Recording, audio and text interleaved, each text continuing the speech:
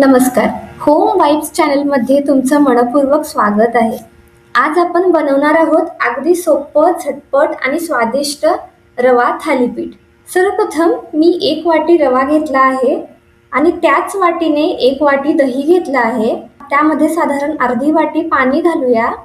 आता हे सर्व व्यवस्थित एकजीव होईपर्यंत मिक्स करून घेऊया. यानंतर यामध्ये अर्धा चमचा हळद, अर्धा चमचा लाल तिखट आणि चवीनुसार मीठ घालूया. तुम्ही तिखट जास्तही घालू शकता, तुम्हाला जास्त तिखट आवडत असेल तर.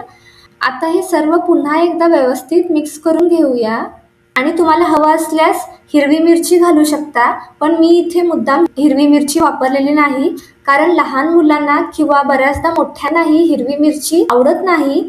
त्याऐवजी लाल तिखट घातल्यामुळं तिखटपणाही छान येतो आणि मिरचीचे तुकडेही तोंडात येत नाहीत. हे मिश्रण भिजेल तोपर्यंत आपण कांदा, टोमॅटो आणि कोथिंबीर चिरून घेऊया. आता मी इथे 1 कांदा, 1 टोमॅटो घेतला आहे. दोन्ही बारीक चिरून घेऊया. तसेच थोडीशी कोथिंबीरही बारीक चिरून घेतली आहे. आता माझ्याकडे एक छोटासा पॅन आहे, तो मी इथे गॅसवर ठेवला आहे. पॅन गरम झाल्यावर त्यात थोडंसं तेल घालूया. तुम्ही इथे वाटल्यास मोठा पॅन किंवा तुमच्याकडे तवा असेल तर मोठा तवा सुद्धा यूज करू शकता. आता रव्याचं तयार केलेलं मिश्रण तव्यावर घालून हलकं पसरवून घ्यायचं आहे. त्यावर थोडा चिरलेला टोमॅटो, कांदा आणि बारीक चिरलेली कोथिंबीर घालूया. आता थालीपीठ एक बाजूने छान भाजून घेऊया. एका बाजूने छान भाजलं की ते अलगद उलटून दुसऱ्या बाजूनेही व्यवस्थित भाजून घेऊया.